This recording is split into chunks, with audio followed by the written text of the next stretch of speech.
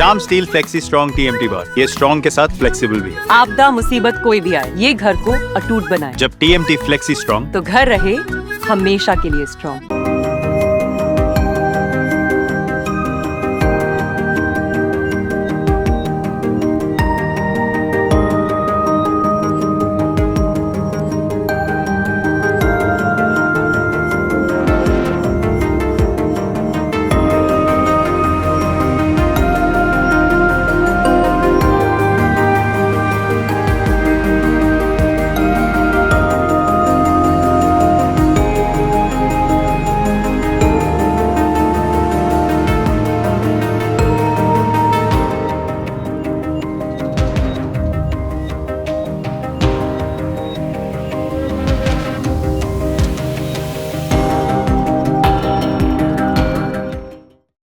লাভ নেই।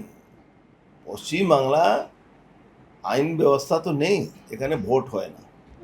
তো ২৬ সালে পরে আমরা কিভাবে ভোটটা করতে হয়, কিভাবে গণতান্ত্রিক পদ্ধতিতে নিয়ে আসবো, আমরা কমিটি করব, আমরা ভোট চালাবো, সেটা আমরা দেখাবো। এখন করে কোনো লাভ নেই।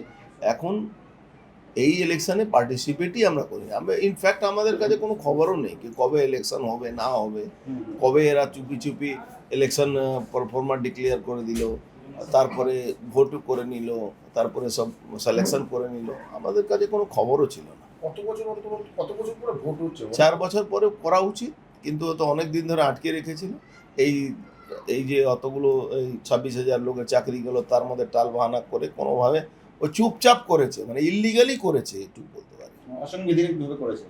ইল্লিগালি। এখানে তো কোনো মিডিয়া নিউজ কোনো কোথাও পাবলিসিটি করতে হয়, কোনো কিছু আমরা জানিও না। তৃণমূলের তরফ থেকে বলা হচ্ছে যে তারা বিনা প্রতিদ্বন্দ্বিতা জিতেছে এবং কেউ প্রার্থী দিতে পারেন, তাদের ব্যর্থতা বলছে। আরে খুবই আনন্দ করুক না। 26-এ ইলেকশনের পরে 26.15 ডেজ, তার মধ্যেই সব শেষ হয়ে যাবে। ये स्टाइल का मामला है। रूपा फ्रंटलाइन।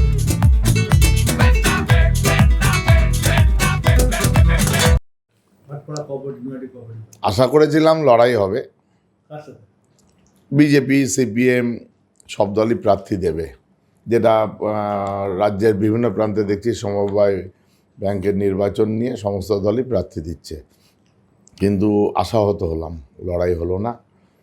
না অর্জুন সিং, সে নাকি অনেক বড় নেতা, সে নাকি আবার শুনি বিহার ঝাড়খণ্ড থেকে লোক নিয়ে এসে মুর্শিদাবাদ ঠান্ডা করবে, এত বড় নেতা সে। সেও তার ঘরের পাশেই ব্যাংক, সে আবার এই ব্যাংকেরই চেয়ারম্যান ছিল, সেও প্রার্থী দিতে পারলো না। না অর্জুন সিংরা দিতে পেরেছে, না সিপিএম, ও তো মহাকাশে আছে, ওরা এখনও মহাকাশ থেকে নামেনি। 44-0। 44-0 শূন্য মানে আর কেউ নেই, না সিপিএম আছে না বিজেপি। বিনা প্রতিদ্বন্দ্বিতায় তৃণমূল কংগ্রেস 44টা আসনেই জয়লাভ করেছে। ভাটপাড়া নৈহাটি কোঅপারেটিভ ব্যাংক, যে ব্যাংকের চেয়ারম্যান অর্জুন সিং নিজে ছিল। কটা ইউনিট আছে? হ্যাঁ, কটা ইউনিট আছে ওদের? ইউনিট আছে শ্যামনগর একটা, ভাটপাড়ায় হেড অফিস, নৈহাটিতে 2টো, 4টে ইউনিট ওদের।